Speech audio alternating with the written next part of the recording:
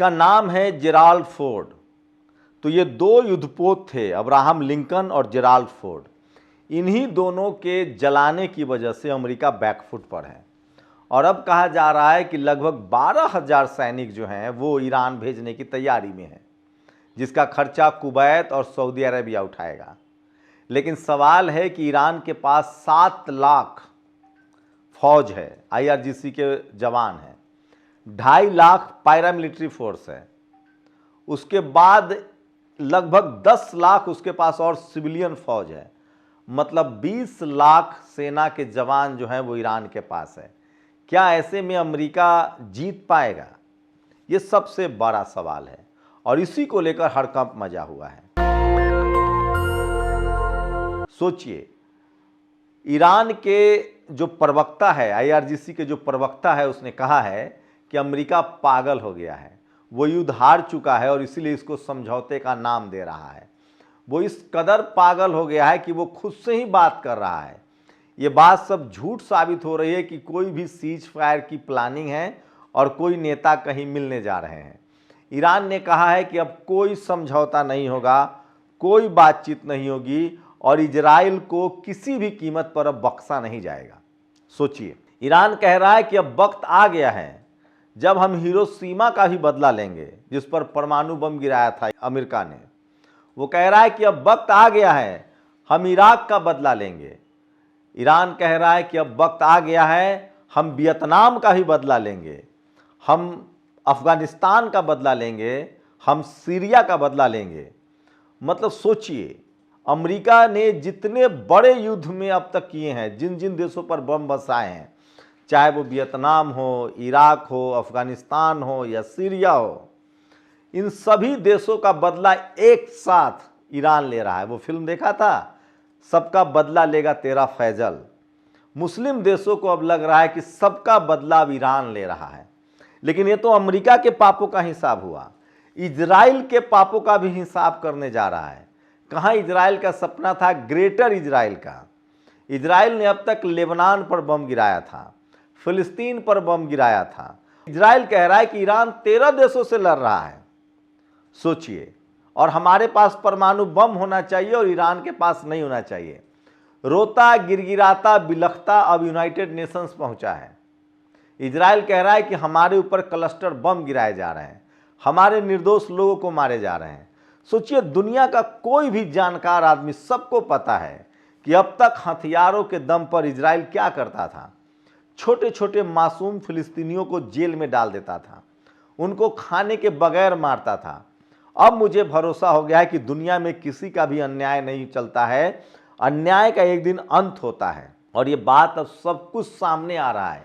21वीं सदी में भी ये बात सामने दिख रहा है। सोचिए, अमेरिका को लगता था कि उसके फाइटर प्लेन, उसके युद्धपोत दुनिया को तबाह करने की ताकत रखते हैं, लेकिन एक ईरान ने अमेरिका के इन युद्धपोतों को, चाहे अब्राहम लिंकन हो या फोर्ड हो, इनको परखच्चे उड़ा दिए हैं। कागज के पत्तों की तरह सब भाग गए हैं। इन सबको हैंगर कर दिया गया है। कहा जा रहा है कि लॉन्ड्री में आग लग गई थी। मतलब अब तक आग नहीं लगी थी, अब लॉन्ड्री में आग लग गई है। सोचिए, कल तक अमेरिका और इजराइल क्या कहता था, क्या कर लेगा ईरान, क्या ताकत है ईरान की, क्या है ईरान की हैसियत। दुनिया में सब लोग अचंभित है, स्तब्ध हैं, लोग हैरान हैं। दुनिया के सारे, मैं सिर्फ आम आदमी की बात नहीं कह रहा हूं, भारत में तो भक्त भी हैं जो इजराइल और बेंजामिन नेतन्याहू को अपने पापा मानते हैं, डोनाल्ड ट्रंप की आरती उतारते हैं। लेकिन दुनिया के जितने पढ़े लिखे लोग और जानकार लोग हैं वो दंग हैं, हैरान है ईरान की इस ताकत को देखकर। पिछले 100 सालों में ऐसा माहौल बना रखा था अमेरिका ने कि उसके पास जो हथियार है उसका कोई तोड़ नहीं है। उसके पास रैप्टर 22 है, एक ऐसा फाइटर प्लेन जो रडार को फ्लॉप कर देता है, बांध देता है। उसके पास स्पिरिट 2 बॉम्बर है 30, जो दुनिया का एक चक्कर लगा सकता है और किसी पर बम गिरा सकता है। कहां गया वो सब हथियार? ये बात सच है कि उसके पास 2 बड़े जल में मार करने वाले समंदर का युद्धपोत था, लेकिन वो दोनों भाग चुका है। एक का नाम फोर्ड है और दूसरे का नाम अब्राहम लिंकन था। सोचिए, अब्राहम लिंकन भी आज अपने आप को कोस रहे होंगे कि किस शख्स के हाथ में पड़ गया। ये डोनाल्ड ट्रंप जो है अब एकदम से सोचिए, अमेरिका में बड़ा प्रदर्शन हो रहा है, उसके सारे राज्यों में प्रदर्शन हो रहा है, टेक्सास हो, वाशिंगटन डीसी हो, कैलिफोर्निया हो, ये सब बड़े शहर हैं जहां प्रदर्शन हो रहा है, न्यू जर्सी हो। और इन शहरों के लोग कह रहे हैं कि ट्रंप ने हमें बर्बाद कर दिया है, घुटने पर ला दिया है। लेकिन ईरान सबका हिसाब लेगा। 45 साल के सूखे को वो खत्म करना चाहता है, वो अफगानिस्तान पर हमले का हिसाब चाहता है, वो फिलिस्तीन के मासूमों का हिसाब चाहता है, वो इराक का हिसाब चाहता है, वो अफगानिस्तान का हिसाब चाहता है, वियतनाम का हिसाब चाहता है। सोचिए, अभी तक डोनाल्ड ट्रंप क्या बोल रहा था, क्यूबा पर कब्जा करेंगे, ग्रीनलैंड पर कब्जा करेंगे। ईरान वेनेजुएला के राष्ट्रपति को भी छोड़ने की मांग कह रहा है कि उसके राष्ट्रपति को छोड़ो। तो सोचिए, ईरान अमन पसंद नेशन है जो पूरी दुनिया में जो गैर बराबरी हुई है उस सब का बदला चाहता है। और इन गोरों ने किस तरह से बदनाम किया उसे, इनके सारे मीडिया ने किस तरह से ईरान को बर्बर कहा, महिला विरोधी कहा। सच्चाई है कि वहां सबसे ज्यादा एजुकेशन पर काम हुआ है, विज्ञान पर काम हुआ। और सबसे चौंकाने वाली खबर छन छन कर सामने आ रही है, पूरे इजराइल में अंधेरा है, सारे पावर हाउस उड़ा दिए गए हैं। अब कोई ऐसा शहर नहीं है जहां बिजली हो, कोई ऐसा शहर नहीं है जिसके बंकर में उसके मिसाइल नहीं दागे जा रहे हैं। सोचिए, 60,000 बम गिराए गए हैं पिछले 25 दिनों में, और ईरान ने सिर्फ 6,000 मिसाइलों का इस्तेमाल किया है। पिछले 2 दिनों में 2,000 मिसाइल दागे गए हैं। और सऊदी अरेबिया और खासकर जो खाड़ी देश हैं उनको भी अब धीरे धीरे समझ में आने लगा है कि ईरान को नहीं हराया जा सकता है। ईरान आराम से चुपचाप मिसाइल हमले किया जा रहा है।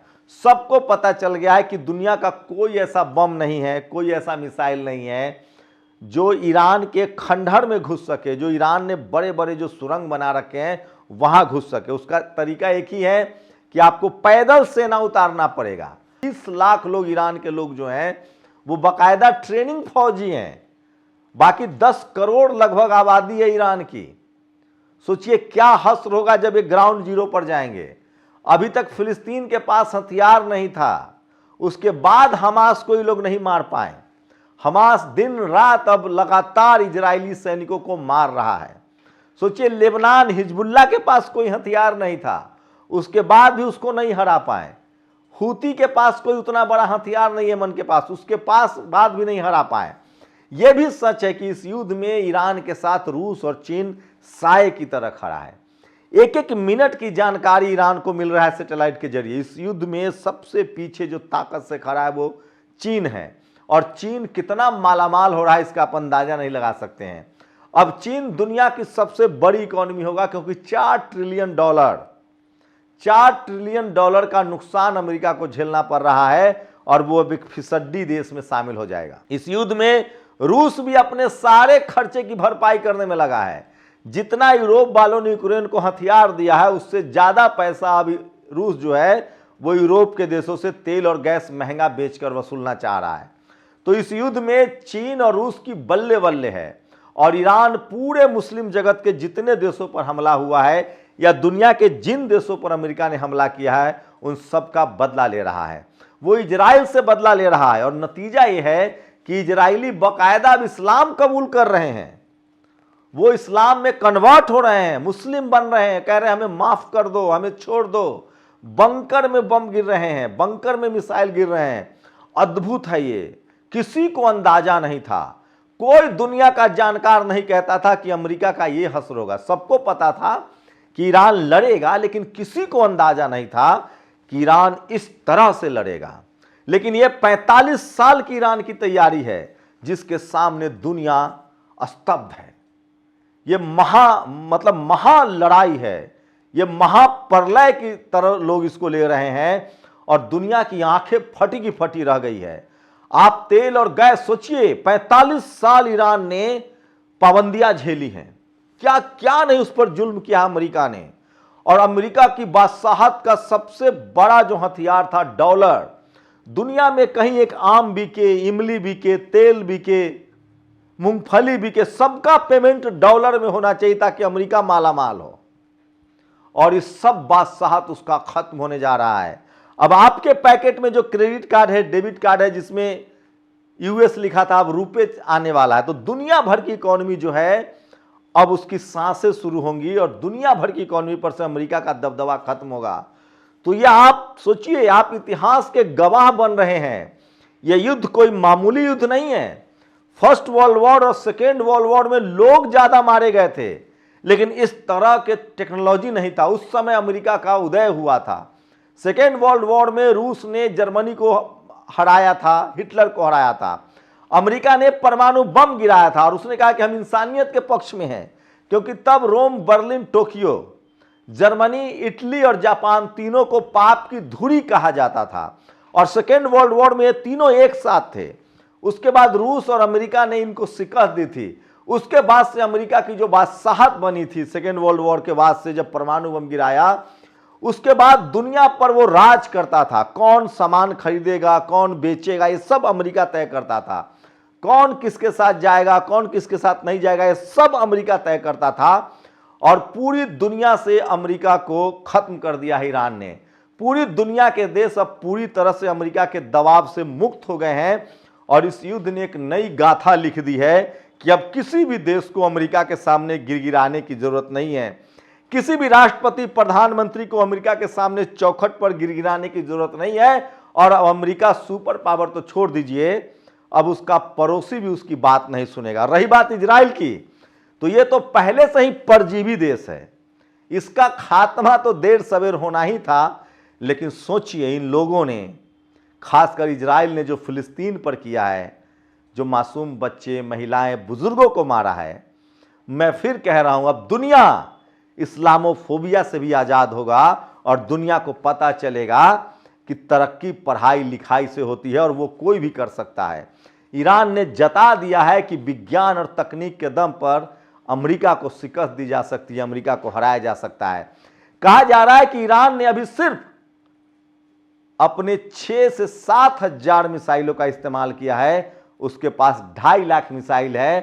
कहा जा रहा है कि अभी तो पुराना जखीरा इस्तेमाल हुआ है, नए वाले का अभी तो चलना शुरू होना है, जिसमें 500 किलो से 1000 विस्फोटक है। अमेरिका घुटनों पर है, गिड़गिड़ा रहा है कि समझौता कर लो। ईरान कह रहा है कि हार को समझौते का नाम न दो। समझौता करना है तो दुनिया के सामने एक्सेप्ट करो कि किसी भी देश पर तुम हमला नहीं करोगे और दुनिया का हर देश परमाणु बम रख सकता है, सिर्फ अमेरिका ही क्यों। शुक्रिया। दस्तक की आपसे गुजारिश है कि अगर इसको बचाना चाहते हैं तो नेशनल दस्तक को सब्सक्राइब करने के लिए रेड कलर के सब्सक्राइब बटन को दबाएं, फिर बेल आइकन की घंटी दबाएं। नेशनल दस्तक को बचाने के लिए बहुत जरूरी है कि हर खबर को शेयर करें, लाइक करें, कमेंट जरूर करें।